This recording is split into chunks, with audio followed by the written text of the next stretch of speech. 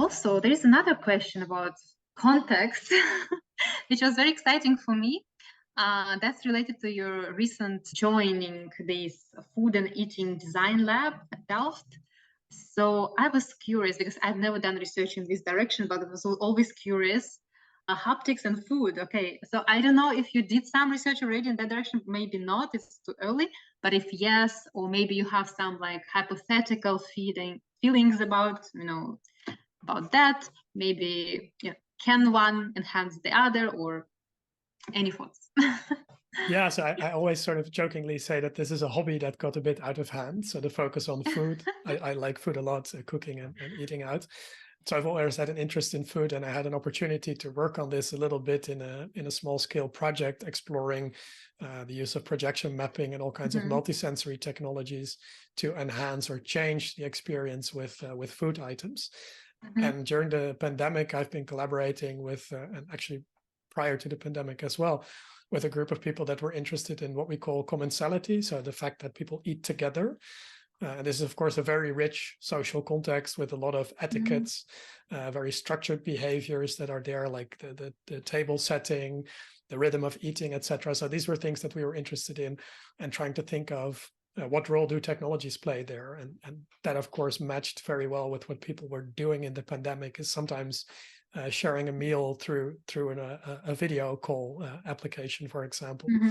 So there was this sort of social element to food that also particularly interested me, and the connection with touch there was not as strong, I think, as it could have been. But I think the interesting aspect there is that, food and eating together is this highly multisensory experience that does feature touch, that does feature proximity of other people.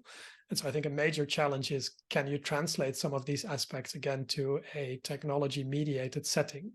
We have visual feedback of eating, we have auditory feedback, but those might not always be pleasant. So is there a way that we can use haptic signaling in creating a connection between people that eat together remotely? So that's one connection between a sort of social aspect of eating and the use of touch or haptics for social communication. Could it be also physical space, let's say, in these eating spaces?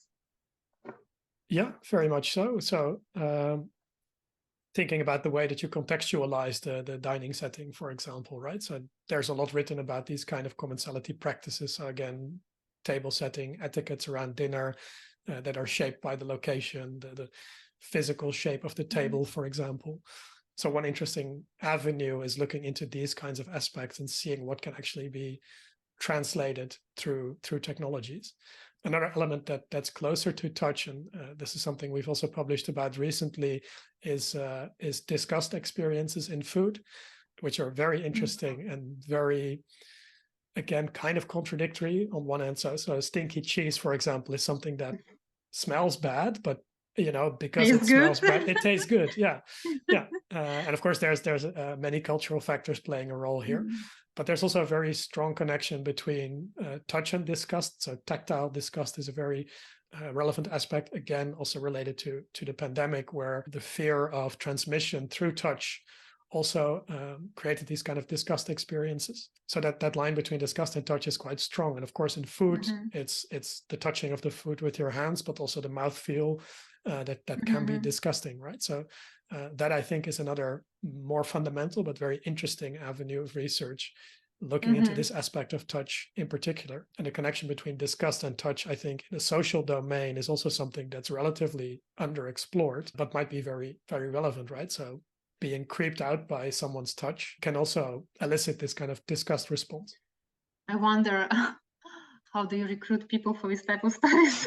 Yeah, I think we would need to have conversations with the ethical committee for that, for sure. Yeah.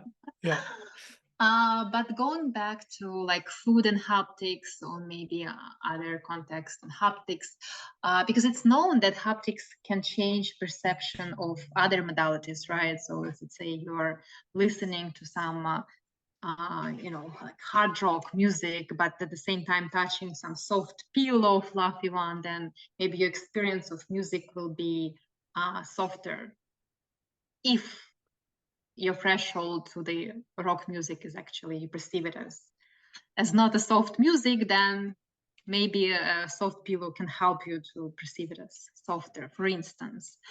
So can this be somehow harnessed towards this kind of food haptic interactions or any other context? Yeah, so this would be kind of the cross-modal type research that Charles Spence is known for, of course. I'm not 100% aware if there's any studies at this moment that try to modulate, for example, texture experiences by applying vibrations to, let's say, the jaw area.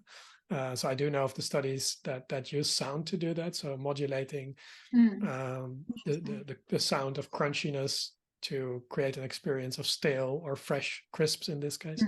But the use of haptics, I think, in this domain is also very interesting, especially now that we have, let's say, higher or more sophisticated actuators that can produce a wider range of vibration frequencies.